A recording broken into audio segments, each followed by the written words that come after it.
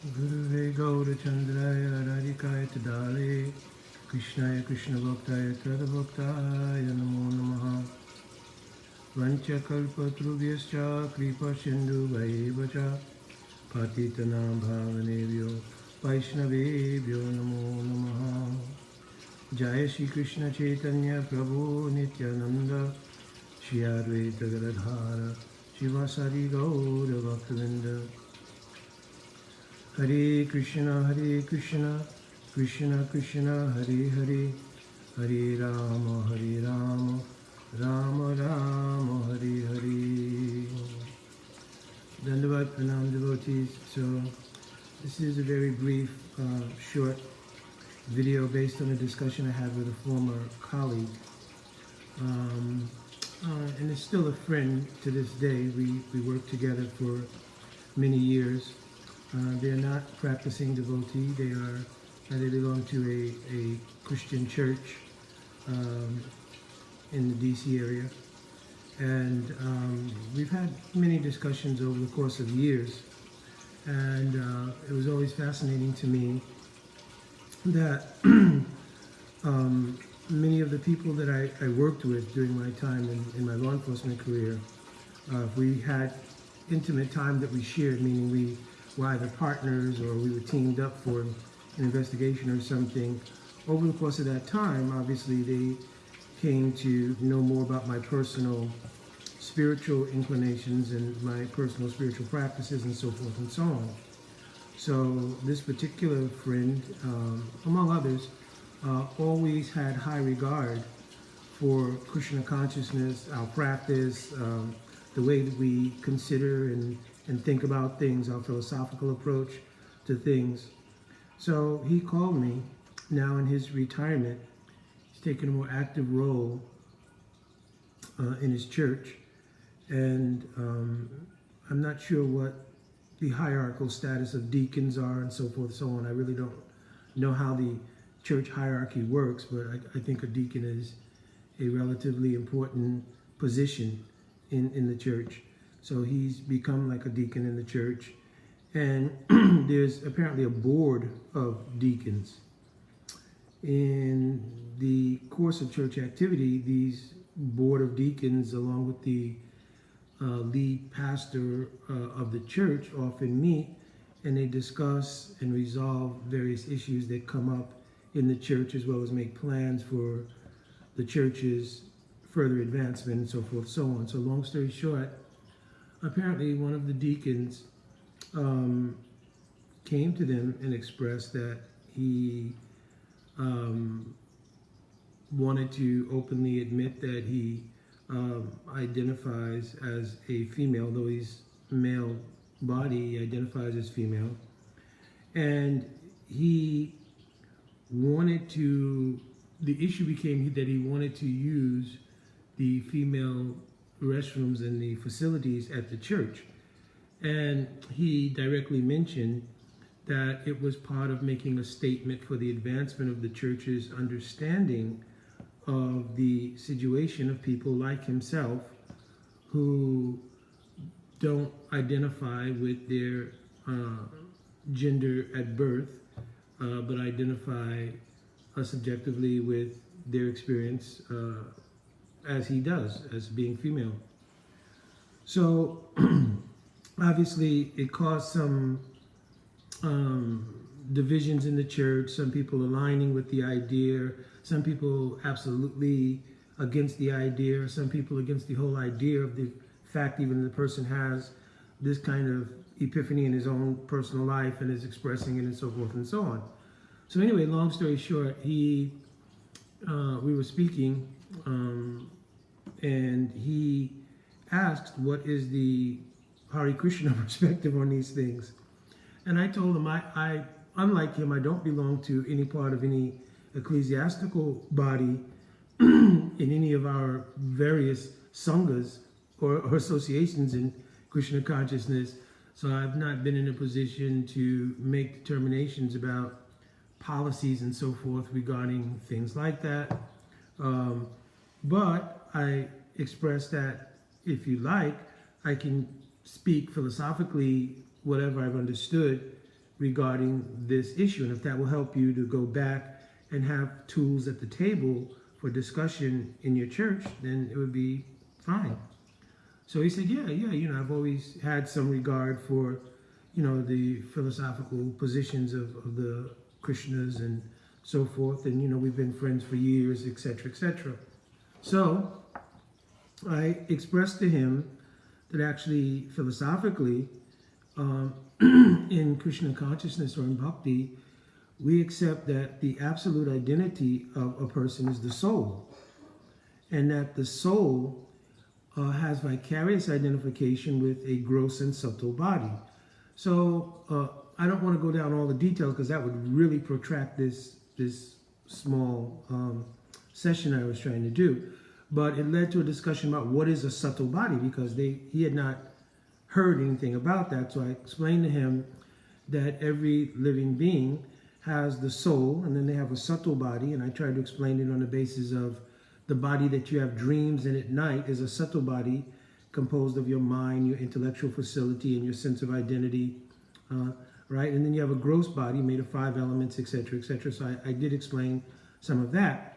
And I explained to him that from one life to another, that subtle body houses the aspirations, desires, and so forth, and also the responsibility for previous activities done in a prior life. So when a person comes into their particular life space, they're coming with a particular karmic portfolio. I had explained to him what is karma.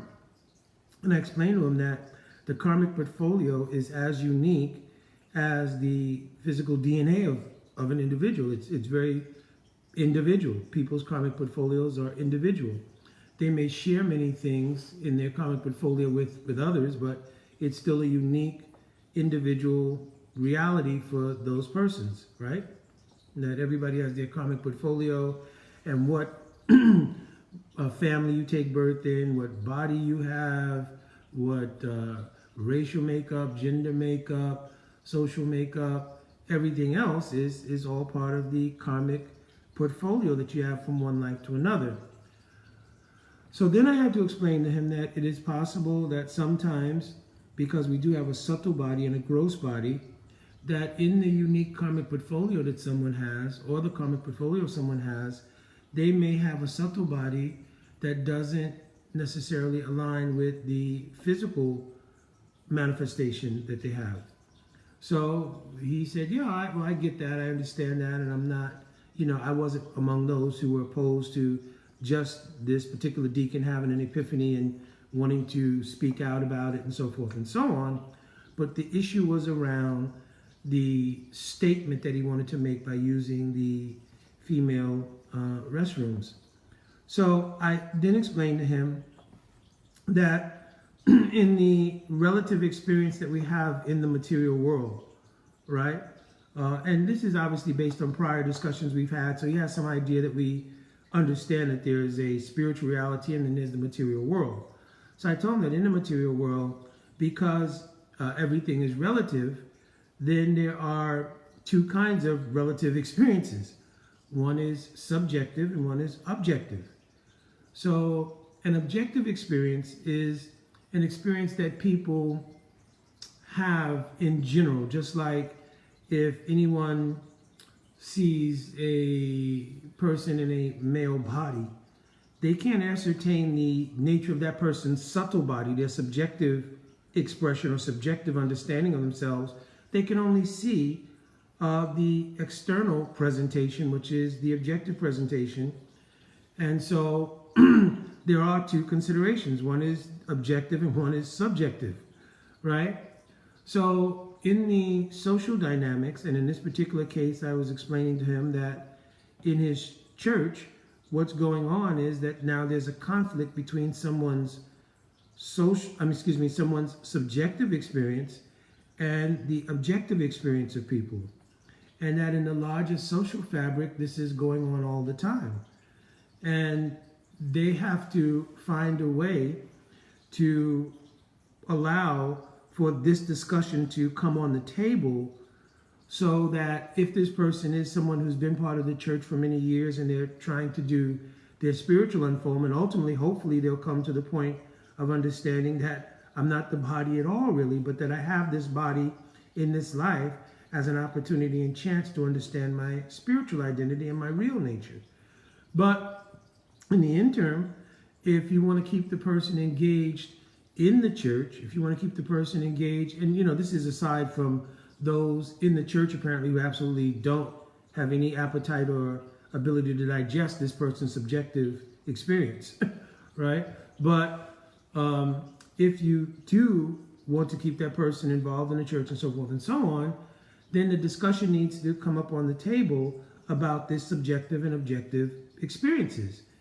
And the fact that mutual understanding and also mutual appreciation of subjective and objective experiences is important. For instance, in that person's personal life, I'm sure that even those people who say, well, no, you cannot use the female restroom may not have opposition unless, like he said, it was pretty divided along people who just had problems with it theologically, according to Christian doctrine, and then other people who just had a problem with the physical idea of using the female restroom. And then there were other people who were supportive of just the idea that this person has this experience and we need to support them. So, the sort of moods around it vary. So I said that if you bring up this discussion, that this person's subjective experience, while people may understand it and why people may even honor the right, certainly they have to, of that person to have that subjective experience, right? That I'm, female, etc., whatever, then, people have to understand this is his subjective reality based on his karmic portfolio. And even though I don't think he's going to use karma, because I don't know how much that in church environment, theologically, they're going to accept that, but he could couch it or explain it a different way, that if he's having that experience in his life, then for him, that is a subjective experience and it's real for him. On the other hand, he needs to be aware that people do have objective experiences. And in their objective experience, those who have female bodies would not be comfortable that he would, with male anatomy and everything, be in their presence in a place that's dedicated to allowing females and with female anatomy to have that space for their needs.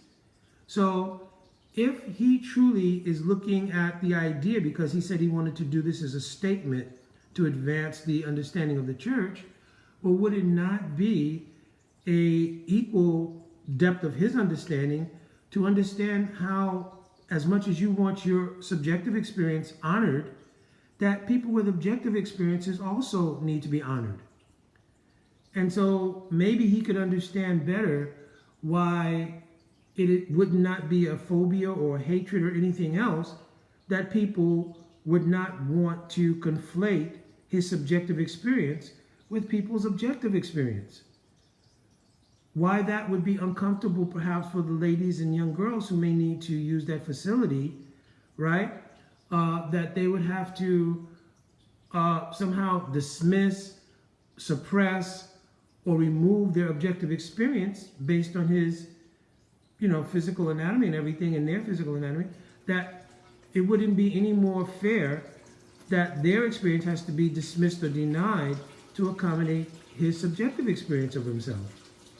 At the same time, it probably would not be fair at all for those to suggest that he can't have that subjective experience. Now, mind you, all of this is, again, within the material world of relativity, because on the absolute platform, we're not the physical bodies. We are actually spirit souls. So the whole purpose of having a body, period, is to execute a life of understanding the nature and identity of the soul. And if he's attending church in pursuit of that, I'm not having here a discussion on the nature of the depth of any theology, right? Of course, in Bhakti, from day one practically, we start on the platform that you're not the body, and that people are pursuing actually spiritual identity. In other traditions, spiritually, or other faiths, there is probably more of a gradual evolution to that understanding.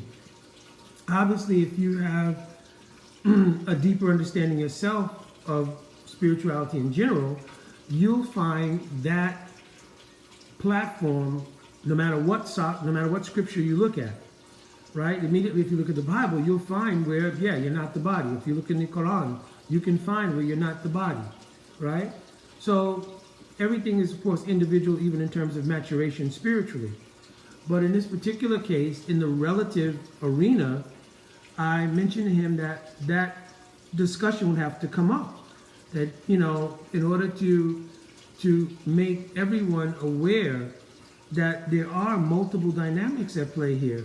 And it's not just all subjective. It's not just that a bunch of people either don't like him or a bunch of people are just against him, and vice versa, that his experience is the only valid experience, and because he subjectively has this experience, everyone else should discard their objective experience in relation to him and just, what he feels should be the actual reality, right? So he was very appreciative. He was very appreciative of the philosophical analysis, so to speak, how he's going to be able to couch it, explain it, put it into a parlance that's digestible within his church and all that. I don't know how that's going to happen. But our discussion was very fruitful. And it was also fruitful for me because it showed the ability of Krishna consciousness to cross not only faith boundaries, but how Krishna consciousness, based on the essential teachings of Krishna consciousness, is such an insight into the human condition. Our Srila Prabhupada and many of our Guru Varga have often spoken about the nature of the field of psychology being somewhat, really, in many cases, conjecture, in many facets of it, not in total, but many facets of it. Because without understanding the nature of the soul, how would it be possible to understand the human condition? Right? The human condition has its root in the fact that we are souls. Right? Without the soul, there is no subtle or gross body. Right? Right? No presentation of it. Right? Obviously, as I explained earlier, when you give up the gross body of 5 elements, still the subtle body remains intact, and all of your activities from one life are transferred into your next iteration via that subtle body. So it's only in spiritual perfection where the subtle body is given up completely, because now the spiritual identity is intact. So just looking at even the psychology or the nature of study of the human condition, how much bhakti has so much insight into these things is absolutely amazing. So even if you could not have a very deep appreciation of the theological depth of Krishna consciousness, then even from an academic point of view and an analysis of the ability of Krishna consciousness to examine the human condition in a way that is so much deeper than simply the academic platform, right?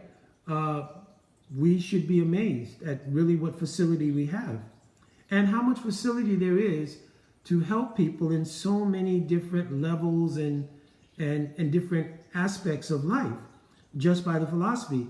Everybody who comes in contact with Krishna consciousness may not be coming to understand what is Manjari Bhav, right? Some people will be coming from a place of just building sanskars in bhakti. And our ability to reach out into the experience that person's having at their particular level of unfoldment is very, very important. Our ability to understand that Krishna consciousness is an absolute science, and an absolute science has the ability to give relative solutions also. Sometimes devotees have expressed doubt about this, and some devotees, in some cases, believe or accept or think that Krishna consciousness, while being very wholesome as its own independent theological standing, doesn't have application so much in the relative world, and therefore sometimes, just like I saw something the other day, again about spiritual bypassing. I think I've talked about spiritual bypassing before. And I mentioned it in the context that things like, what is it?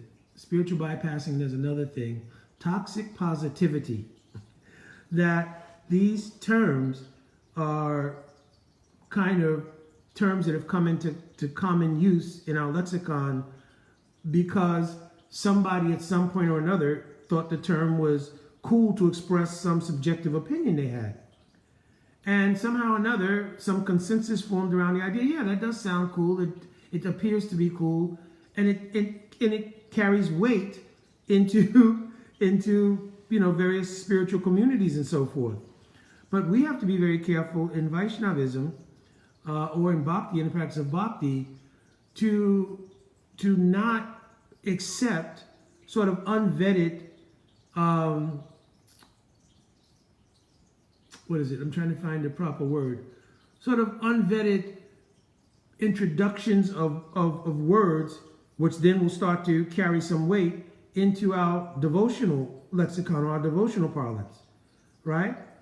For instance, the idea that Krishna consciousness is absolute and therefore it is absolutely a solution to all problems in life, because the understanding that's generated from Krishna consciousness regarding not being the body, regarding the divinity of the relationship with God, regarding how to map out, guide, arrange your life in a way that those realities are becoming realized, right? There is no prospect of that becoming spiritual bypassing, so to speak. And I know some devotees who may adhere to that idea may not accept that because they may say that, well, no, I'm trying to find an example. That someone, for instance, and you can go and look up spiritual bypassing in the sort of professor who I think is a practitioner of Buddhism, and he saw some of these things within the course of his association with the Buddhist community and coined this term and, developed a sort of perspective around it. And then there's, a consensus of other people formed around the idea. Yeah, that seems logical or true, right? So anyway, if you look closely at Krishna consciousness, there is no spiritual bypassing in the sense that if someone gives advice from the perspective of Krishna consciousness, their ability to communicate that advice may be mature or immature, but certainly if you took the essence of the teaching that's being given, it in almost universally is not spiritual bypassing. So let's first deal kind of with what spiritual bypassing is. And I'm sorry, we've kind of morphed into another subject.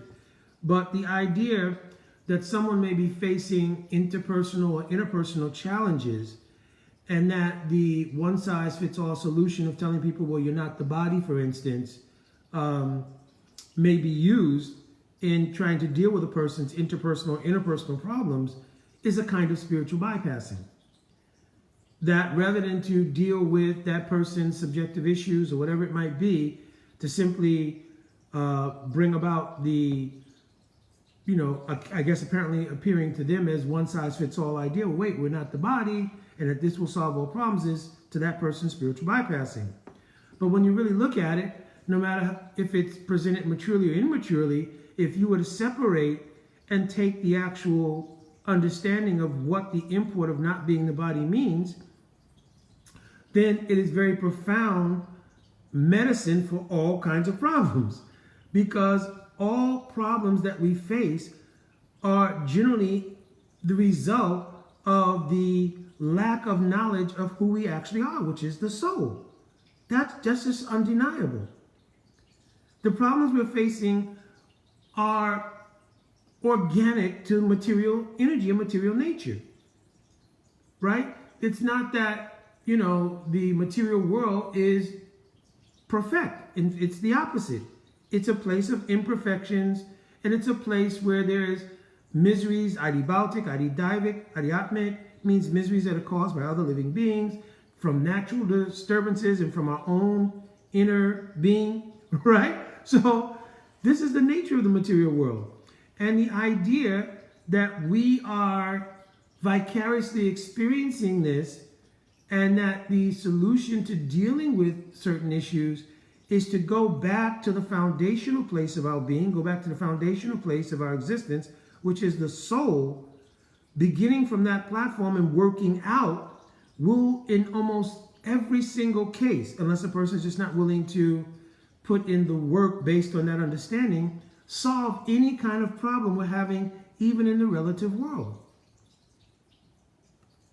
So I'm sure people will now come up with thousands and thousands of, issues that, well, now how's it going to solve this? How's it going to solve that? Well, you'd have to sit down, take the issue, put it on the table, and then take the application of understanding you're not the body, put it next to it, and see. All right? So I'm sorry the conversation kind of drifted and morphed, but I think it's all along the same lines, which is that there is an absolute perspective to life based in the reality that we are the soul, and that as the soul, we're having a vicarious experience in the material world, and that while we're having this experience, we come under the realm of relativity, right, and duality. And in that space of relativity, there are relative objective experiences and relative subjective experiences. And in many cases, those experiences are going to clash, right? So if anyone is very sincere and they want to try to find resolution, they would have to, again, back into that understanding of, well, wait a minute, we're actually the soul, right? And we have to find some common ground to understand how to function in this world of relativity with people's various subjective experiences and people's objective experiences, right? So back to our original point, I'm hoping that perhaps in their sit-down discussion, if my I don't know why I say former, we're friends to this day, and former colleague, but present friend, is able to find language to express our discussion that we had in the church community, I guess the ecclesiastical body of the church or whatever, to give expression to that idea. That while this particular deacon is looking for validation, acceptance, or whatever it might be of their subjective experience, he needs to understand as well that people have objective experiences, and they also need to allow the space for validation and acceptance of their objective experiences. So it can't just be that a person's subjective experience should override all that. I feel like this, and therefore this should be the reality everybody experiences. That's just not real, and it's not, and it's really in many cases not even fair, right? On the other hand, to try to control or to try to dismiss someone's subjective experience, which is a karmic portfolio, therefore it is a real experience in the sense that they're vicariously experiencing this from the position of the soul, so it's real for them, is also not right, right? So we all have to try our best to try to get to the platform of the soul, because on that platform, everything is harmonized, right? In the material world, we're never going to find a space where everything is harmonized, right? Because the material world itself is a place of duality, right? There's so many theological quotes, but right now I'm not speaking strictly according to Bhakti theology, but in a universal sense, it's important for people to understand that the material world means relativity and duality, right? And the imposition of someone's subjective experience over either someone else's subjective experience or especially objective experiences, that has to be worked out. People have to have a sense of fairness in how they look at those things and how they interact accordingly, right? So anyway, I'll be curious, and I don't think I'm going to make another video about it, but I'll certainly be curious to see the outcome of my friend's discussion within his body or board of deacons or whatever it is at the church, how that pans out and what the response is of the particular deacon who brought up the subject matter and all of that. I'll be anxious to hear what the outcome of that is. All right, I hope everyone had a wonderful Ram Nomi yesterday, and that people were able to hear beautiful Harikatha of Shri Ram. And Ramayana is such a wonderful Leela of Bhagavan. And if you are very fortunate to hear any high class devotee speaking Ram Katha, it is very, very moving.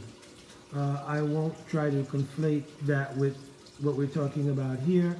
Unfortunately, yesterday, my schedule somehow or another, I took it as a great misfortune where I had to work in the morning, which is unusual. I usually am able to look at the calendar and map out not making any arrangements to have to work on any days of our Vaishnav tithis, whether it be appearance days, disappearance days, or especially things like Ram Nomi or Gaura Purnima, etc., etc. So, but anyway, hopefully everybody had a wonderful Ram Nomi and was able to hear a lot of Ram Katha and is inspired in their bhajan life.